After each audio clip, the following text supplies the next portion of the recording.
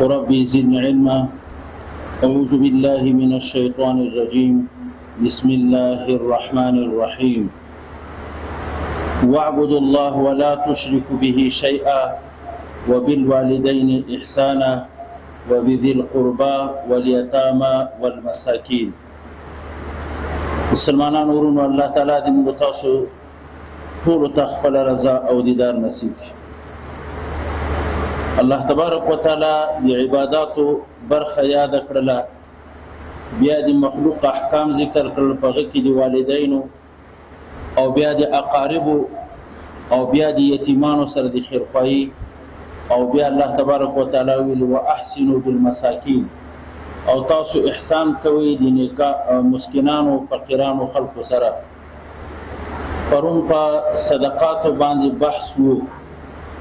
صدقاتو کې مهم بحث من وایو چې صدقاتو کې کم ته اعتبار نشته، د کیف ته اعتبار ده.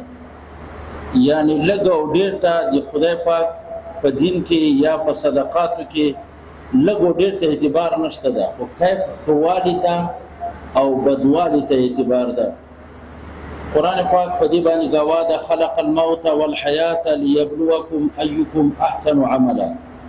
الله ما مرغ زون پیدا کړی دی دې لپاره چې امتحان وکم چې تاسو کې کوم یو خیسته عمل ولدا. ایکم احسن عملا لا وی، والله د سینوي ایکم اکثر عملا، چې تاسو کې ډیر عمل ولا څوک ده. یعنی په صدقاتو کې ډیروالی لګوالو ته اعتبار نشته ده، خوالی ته اخلاص ته اعتبار ده. مثلا یو سړی ډیر زرګونه لکونه روپۍ صدقه کوي، لیکن مقصود ریاوي، سمعت پکې وي، ریا پکې وي، لیدنه پکې مقصود وي، هیڅ اعتبار نشته ده. من صدق و یرای فقد اشرک. رسول الله وایي چې صدقات وکړه ریا پکې وکړه شرک وکړه، یعنی ریا شرک خفي ده. الله سره په عبادت کې بل څوک هم شریک کړ. او که یو سړی یو روپۍ صدقه کوي صرف د الله د رضا لپاره، دا د لکونو پیسو نه بهتر ده په اخلاص باندې، چې لا لعوض ولا لغرض، چې نه عوض مطالبه کوي نه چانه غرض لري، بس دا د لکونو روپیو نه بهتر ده د یو روپۍ. نو دا مې ثابتول غوښتل چې په باب د صدقاتو کې ډیروالی کموالی ته اعتبار نشته ده، یعنی کم ته اعتبار نشته ده، کیف ته اعتبار ده، خوالی ته او بدوالی ته. نو که سړی لږ صدقه کوي او که ډېرې صدقه کوي، په انسان باندې په نفلي صدقاتو کې په انسانانو صدقه کوي، که په حیواناتو، په انسانانو کې په اقاربو باندې، که په اجانبو، بیا په اقاربو په مسلمانانو که کافرانو صدقات په اخلاص سره موجب دي، ثواب دي.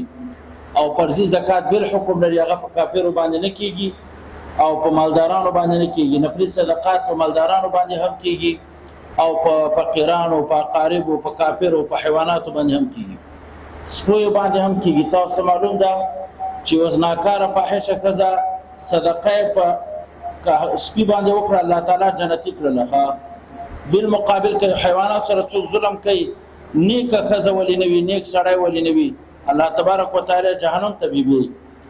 خو به هر حال صدقاتو کې خوالی ته اعتبار ده، ډیروالی کموالی ته اعتبار نشته ده.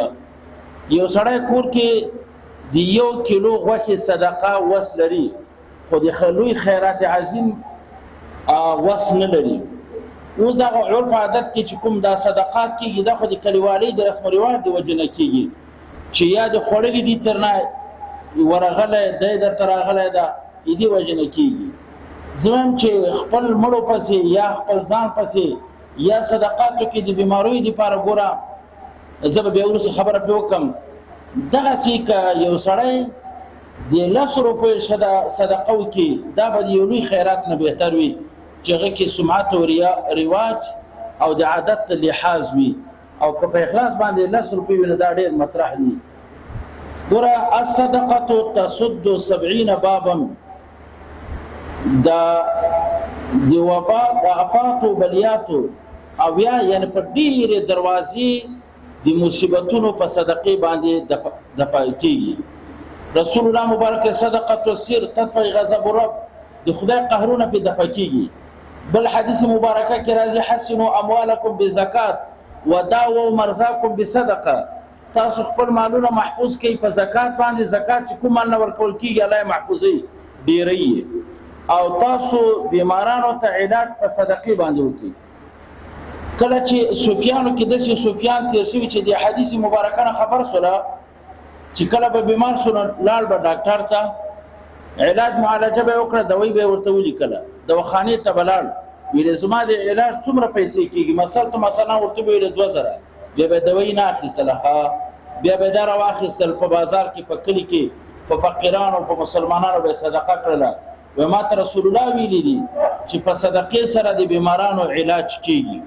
خپل مې مخلص تاسو ته درخواست دادا چې کور کې بیماران پیدا کړل سو نو اول تاسو ډاکټر تاسو ما انتخابوي چې زه ډاکټر ته اول لارسم، راځي تاسو د رسول الله قول انتخاب کوي، اول دا کار په صدقې شروع کوي. ښه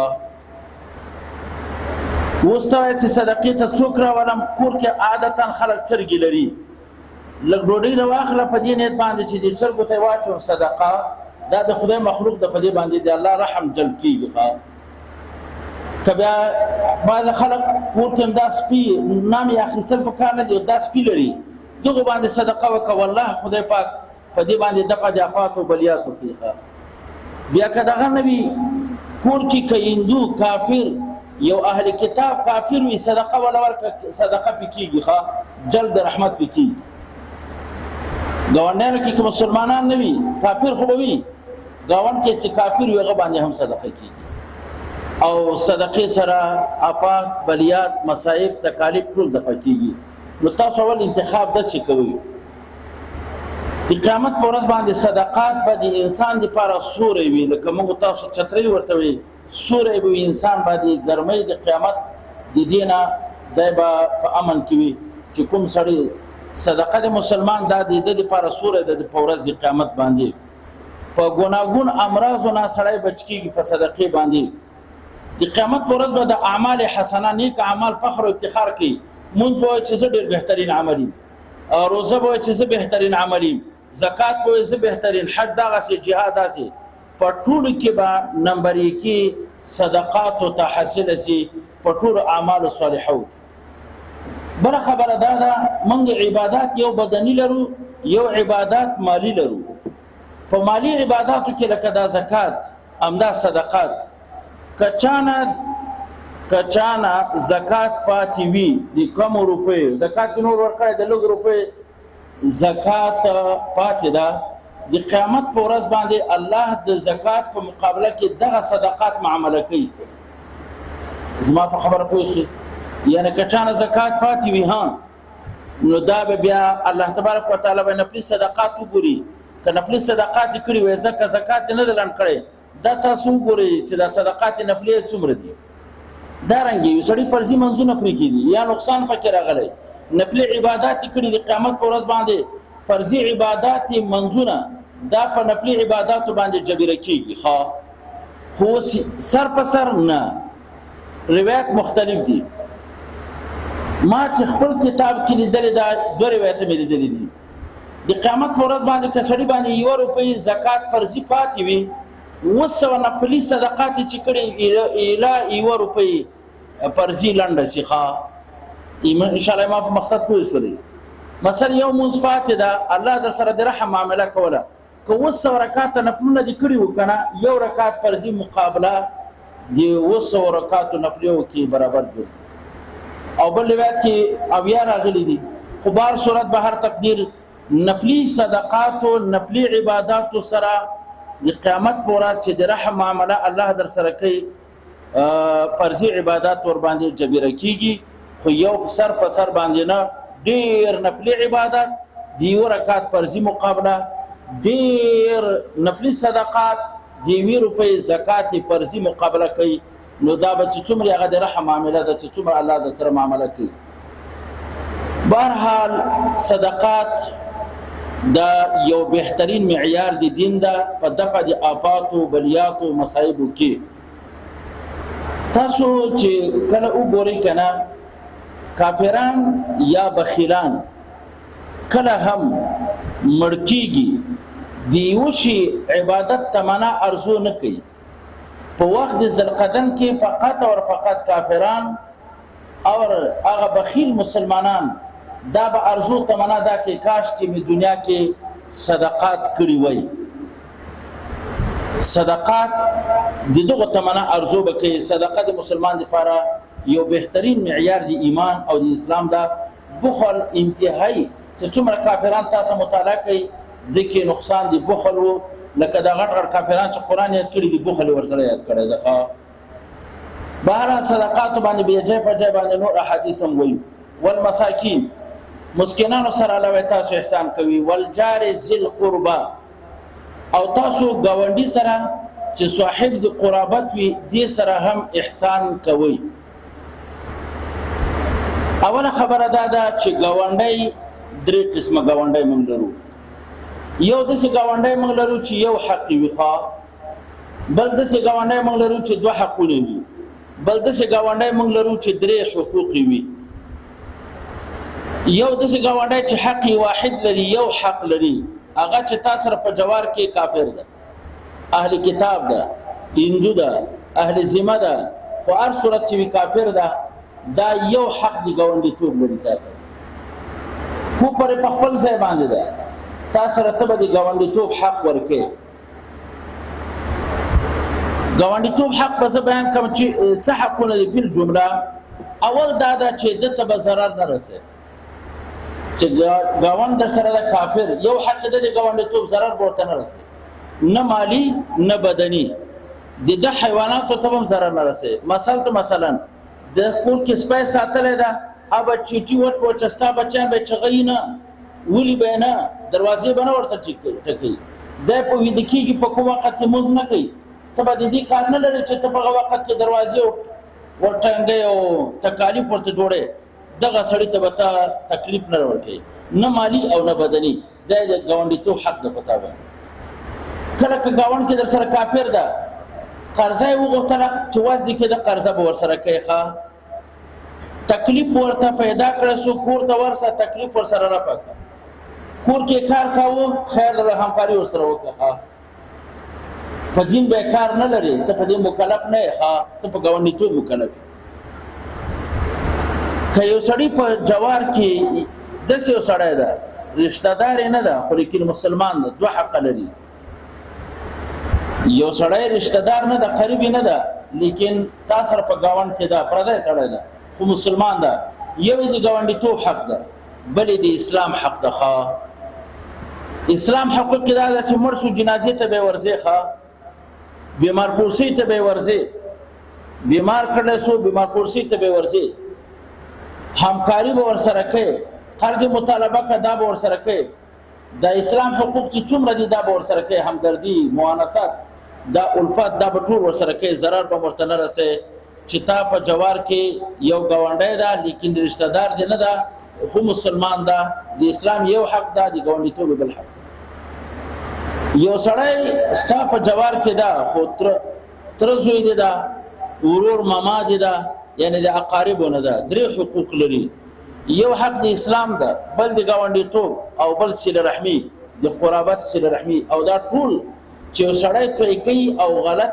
یعنی گاونډي ته zarar رسي دام ګناه کبیره د صله رحمی کاټ کې دام ګناه کبیره زما په خبره پوښ دیو جن بازي کتابونو دا لیکلي وي حج ته دا ډېر تکالیف لري حج وای په کار دا سړی اقارب سره لاړ نسی خامخا سړی نه به مشکلات راځي صله رحمی کاټ کېږي رښتیا د ستونزو ډک سفر ده نو سړی وس نه بیا صله رحمی کاټ کېږي زما خپل تفرد د خپل نظر نه داده چې په گاوند کې څوک نن سبا قریب نه وي خدا چې اجانب کده هغه گاوند ته حق وي د اسلام به وي هغه کې دومره مشکلات نه راځي خدای د خپلوري په حقوقو کې ځکه د انسانانو خواهشات ډیر دي د زنانو هم ډیر سوي دي هغه رشتہ داری او قرابت نه پالل کېږي نو له صله رحمی کاټ کېږي خدا د زما په نظر خپل نظر هر عالم او تفرد لري چې خپل اقارب څنګه نه ورسره ډیره بکای په موجوده دور کې ځکه د خواهشاتو دور ده د اتباع د خواهشاتو خلک ډیر کوي نو د صله رحمی ډیر لحاظ نه ورسره نو صله رحمی چې کاټ سي ګوره بیا د خو ګناه کبیره راځي دا مسله او صله رحمی کاټ کېدل سره ډیر مشکلات هم راځي مالی او جانی مشکلات راځي ښه. نو یو ګاونډی داسې ده چې درې حقوق لري چې څنګه مسلمان هم ده، قریب دی هم ده او ګاونډی دی هم ده، درې حقونه به یې کوي. نو الله موږ ته وویلې وایي تاسو احسان کوئ د جار ذی القربا سره. ذی القربا صاحب د قرابت، صاحب د قرابت نسبا لکه دا ګاونډی چې قریب دی یا دارن خو چې مسلمان دوه حقونه دي، یا فقط دارن دا څنګه سره د کافر د یو حق ده چې صاحب د قرابت. زه دا بل تم ورزم دغه ګاونډیان چاته ویل کېږي، دا چاته ویل کېږي، دغه مهمه موضوع ده. دا ګاونډی څومره پورې ګاونډیتوب وي. بعضې وایي چې ګاونډی هغه ته ویل کېږي که نه چې ستا سره کور لګېدلی دا ګاونډی ده، چې تا سره کور لګېدلی وي دا ګاونډی ده. نو دې نه دغه قول نه دا معلومېږي که کور ما سره نه و لګېدلی هغه بیا ګاونډی نه ده. بعضې دا وایي چې نه لاره یوه وي دا ټول ګاونډیان دي، دا ټول ګاونډیان دا دي چې تا سره په لاره کې وي په کوڅه کې وي دا ټول ګاونډیان دي. بعضې بیا د عدد لحاظ اخیستی ده چې تقریبا د 40 نه تر 80 کورونو پورې د انسان په ګاونډ کې وي دا ګاونډیان دي. خو یو قول فیصل راجح قول دغه ده چې یو سړی یو جماعت کورونه په یو اداري یا په یو واحد کې سره شریک وي کنه دغه ګاونډیان دي. یو چند کورونه موږ تاسو فاتحه ورته وایي کنه دا مړی ژوندی ورته وایي، بس دا ګاونډیان دي چې مړي ژوندي کې شریک وي. دا ټکی ماته اوس راغی دا ذهن ته چې بس اداري واحد تاسو په لهجه چې په مړي ژوندي کې کوم خلک سره شریک وي بس دا زموږ تاسو ګاونډیان دي. که دغه باندې نه پوهېږي په مساجد کې چې مسجد کې څومره شریک خلک موږ لرو دا ګاونډیان دي. په دې پوهنتون کې چې څومره خلک شریک موږ لرو دا خو اوس قرآن هم یاده کړی ده دا ټول ګاونډیان دي. نو که دلته مسلمان وي که کافر یو تر بلې حق شته ده، یا درې حقونه یا دوه حقونه یا یو حق شته. لکه دې ته قرآن پاک دا ویل والجار ذی القربا پسې الله وایي والجار الجنوب، او تاسو به احسان کوئ د ګاونډي سره چې لرې وي. لرې وي دا معنا یا نسبا لرې وي خو یا به د پردی سړی وي بیا هم حق در باندې شته. الله ویلي چې ته احسان ورسره کوې. ګورئ رسول الله مبارک وایي چې تر څو پورې انسان مؤمن کامل نشي جوړېدلی چې ګاونډی د ده د ضرر نه په امن نه وي. تر څو پورې مسلمان کامل مؤمن نشي جوړېدلی تر څو پورې چې ګاونډی د ده د ضرر نه په امن نه وي.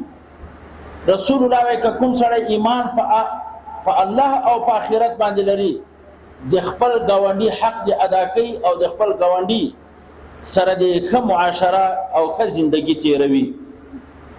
والجار الجنوب کې چې لرې سړی وي یعنی مقصد دا ده نسبا لرې وي لکه پردی سړی یا داران لرې وي.